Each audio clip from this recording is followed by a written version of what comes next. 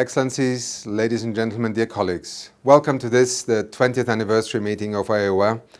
and thank you also to all of you who over the years have been part of making this agreement and this initiative not only be one in terms of declaratory intent, but actually of practical action.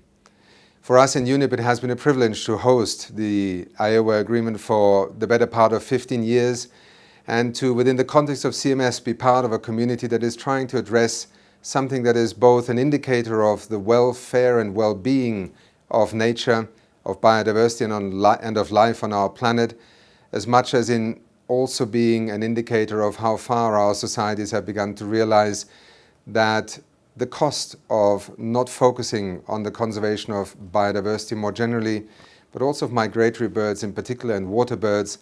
is something that we can ill afford at the beginning of the 21st century.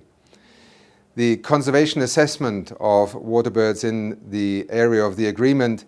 clearly points to the fact that we have not turned the corner. Indeed, many of the trends are still pointing in the wrong direction, and they are not an encouragement, if you want, in terms of where we are and where we are likely to be if things don't change in the coming years.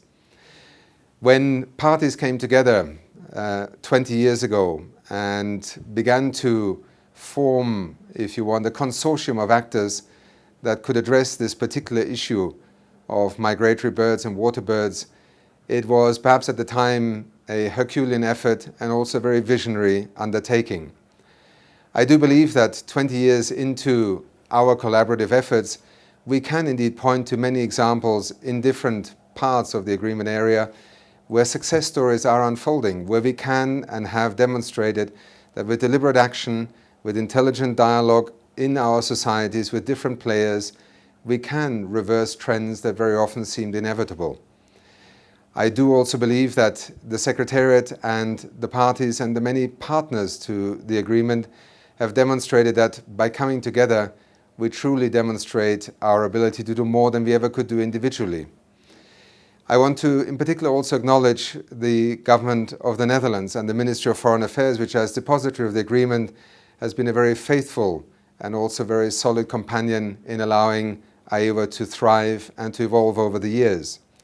I want to thank also Jacques Trouillier and the Secretariat for the immense work that they are providing and also for the focus on this 20th anniversary in trying to make AEWA an agreement that is both appreciated for its value intrinsically, but also for the promise that it holds for the future.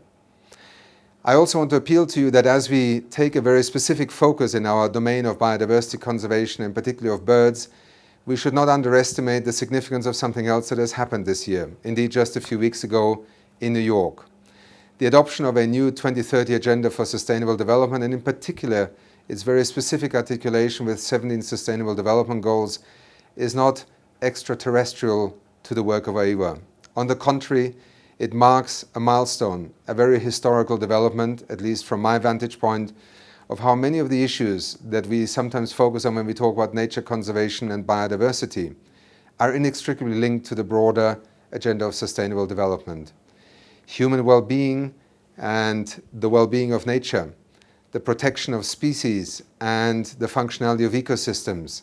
the success of our societies and economies and the welfare of people, and their linkage to well-managed environments, be it in terms of healthy ecosystems or of a reduced pollution footprint, all of these issues are part of the fabric of our societies, economies and nations.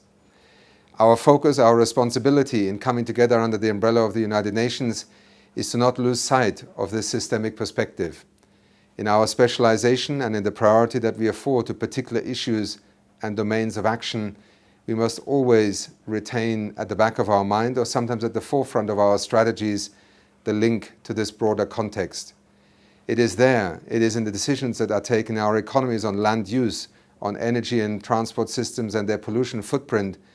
that a significant part of the solution also to the conservation of birds, or indeed to the broader conservation of biodiversity lies. In that sense, we are very proud in UNEP to be the host of the Secretariat, to have it embedded also in the broader family of the CMS community and the biodiversity community. But ultimately, and that is what UNEP stands for in the year 2015, to also have that particular focus on biodiversity embedded in a larger understanding of sustainable development and where the solution space of the future is opening up. Happy anniversary. Thank you for your commitment and engagement, and thank you also for the partnership, the trust and the confidence that you have shown in UNEP as being a critical part of this community and hopefully of the promise to have better success stories to show to the world 10 or 15 years down the line than we have sometimes been able to do in the past. But AEWA has nothing to apologize for and a great deal to be proud of. Thank you very much.